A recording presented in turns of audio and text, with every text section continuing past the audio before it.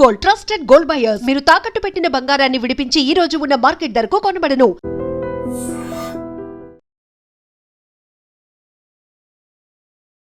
నమస్కారం, welcome to I dream. ధర్మ మార్గ విత్ విజిత కార్యక్రమానికి స్వాగతం.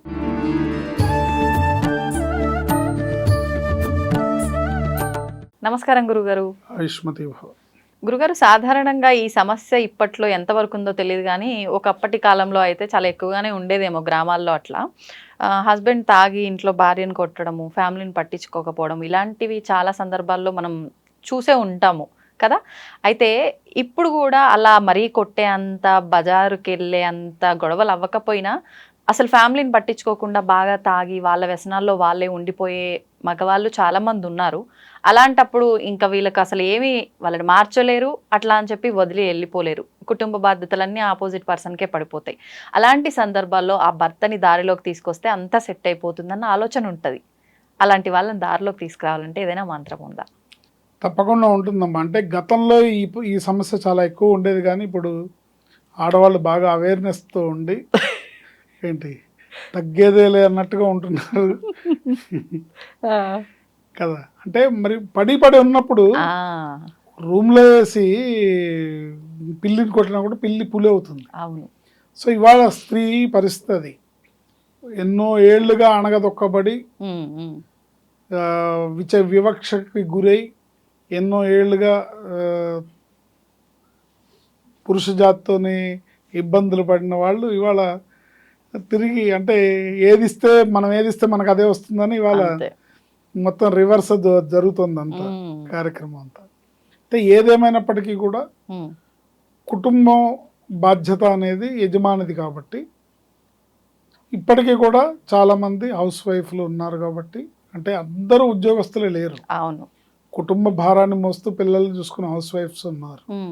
సో ఈ హౌస్ వైఫ్స్ భర్త సంపాదించి తీసుకొచ్చి ఇస్తేనే కుటుంబాన్ని గడపాలి. అలాంటి భర్త బాధ్యతారాహిత్యంగా వ్యవహరిస్తే, వచ్చిన డబ్బంతా బయట తగలేస్తే, రకరకాలు, కొంతమంది మద్యానికి బానిసై, కొంతమంది జూదానికి బానిసై, కొంతమంది ఇప్పుడు ఇవాళ రేపు ఫోన్స్లో గేమ్స్ వస్తున్నాయి, వీటితో బెట్టింగ్ గేమ్స్, బెట్టింగ్స్, ఇలాంటి వాటికి ఇప్పుడు కొత్తగా వ్యసనపరులు అవుతున్నారు. తెలియకుండానే స్మార్ట్ ఫోన్ చేతిలో ఉంది కదా అని అందుబాటులో ఉంది, ఇలా అవుతున్నారు. ఇలాంటి పరిస్థితుల్లో ఆ ఇంటి గృహిణి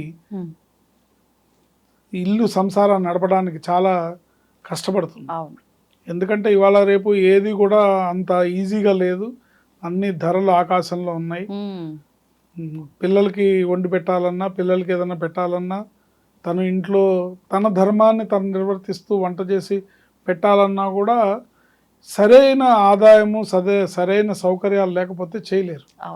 సో బాధ్యతారాహిత్యంగా వ్యవహరించే భర్తల వల్ల బాధపడే గృహిణులు ఎవరైతే ఉంటారో వాళ్ళ కోసం నేను చెప్పే ఈ మంత్రం పనికి వస్తుంది. సో అందరూ అలా ఉంటారని మనం చెప్పలేము. అందరూ అలా ఉండరు. ఎందుకంటే సమాజంలో, ఇప్పుడున్న సమాజంలో రకరకాల మనుషులు, రకరకాల పరిస్థితులు, అన్ని రకాల వాళ్ళు ఉంటారు. బట్ మనం చెప్పేది టోటల్గా మగవాళ్ళకి చెప్పినట్టు అని కాదు, లేదా టోటల్గా ఆడవాళ్ళు బాధ్యతగా ఉంటారని కాదు. ఇట్లా ఉన్నారు, అట్లా ఉన్నారు. ఇలా ఉండి ఇబ్బంది పడేవాళ్ళు, అంటే ఇంటిని నడిపేవాళ్ళు, అంటే గృహలక్ష్మే మహాలక్ష్మి. మీ ఇంట్లో ఉన్న ఇల్లాలే మహాలక్ష్మి.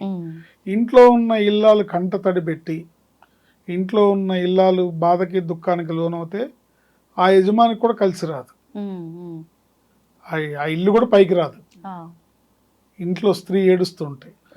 సో ఆమె ఏడవకుండా ఉండాలంటే ఏం చేయాలి? పాపం ఏదో ఒక యావగేషన్, ఒక పూజా పునస్కారం, రకరకాలు.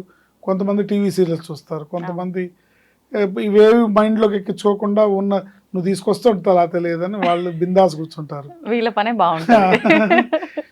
అంటే వాళ్ళకున్న మానసిక వాళ్ళ స్టేటస్ని బట్టి ఆధారపడి ఉంటుంది. బట్ కొంతమంది అలా కాదు, పిల్లలకి పెట్టకుండా పిల్లలు అడిగినవి ఇవ్వకపోతే వీళ్ళు చాలా బాధపడతారు. సో రకరకాల కండిషన్లు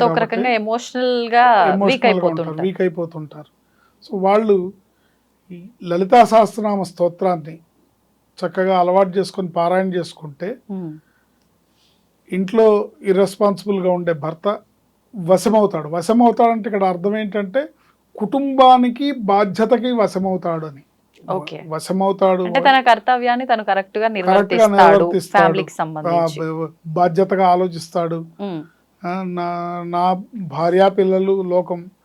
ఇప్పుడు కుటుంబమే నీకు లెక్కలేకపోతే రేపొద్దు నువ్వు సమాజానికి ఏం చేస్తావు? అంతే కదా. నీ పిల్లలకే నువ్వు తిండి పెట్టినోడు సమాజం బయటికి వెళ్ళి అన్నదానం చేస్తానంటే ఉపయోగం ఏంటి? అవును.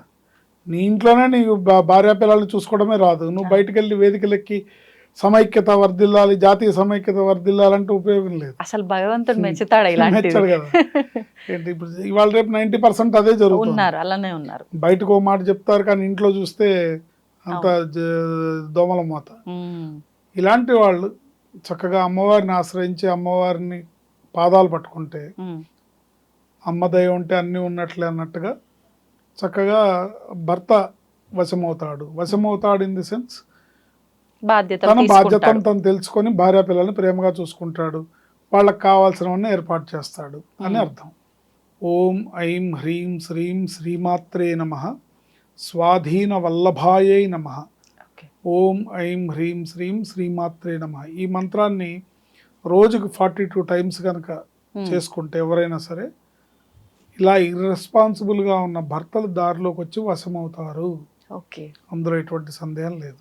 ఇప్పుడు ఈ మంత్రానికి నియమాలు ఏమైనా ఉన్నాయా గురు? ఏమి లేవు. చక్కగా చేసుకోవచ్చు. స్నానం చేసిన దగ్గర నుంచి పడుకునే వరకు చక్కగా చేసుకోవచ్చు. అందులో ముఖ్యంగా ఆడవాళ్ళకి అసలు ఎప్పుడు ఏ నియమాలు ఉండవు. స్త్రీ అంటేనే ప్రకృతి స్వరూపం. సో ఎటువంటి నియమాలు ఉండవు. వాళ్ళకు ఉండే నియమాలలో ఆ ఋతుక్రమం అప్పుడు ఆ 4-5 రోజులు తప్ప మిగతా రోజుల్లో వాళ్ళు ఎప్పుడు స్త్రీ అంటే అగ్నితో సమానం. అగ్ని పునీత సీత అంటే అగ్ని ఎంత స్వచ్ఛమైనదో అంత స్వచ్ఛమైనది స్త్రీ, అదే ప్రకృతి రూపం కనుక ఎటువంటి నియమాలు ఉండవు. ధన్యవాదాలు గురుగారు. ఆయుష్మతి భవ. తవ్వండి, తవ్వుతూనే శివలింగం సరే దాన్ని అట్లా కప్పేసేయండి, చూపించదండి. మూర్తి పూజ కాదు, సాక్షాత్ బ్రజేంద్ర నందన భగవాన్ ఉన్నారు మూర్తులు. ఏమీ ఆశించకుండా ఆరాధించే వాళ్ళు కూడా ఉన్నారా ప్రభుజీ? నిజమైన భక్తి అంటే మనకు తెలియదు కాబట్టి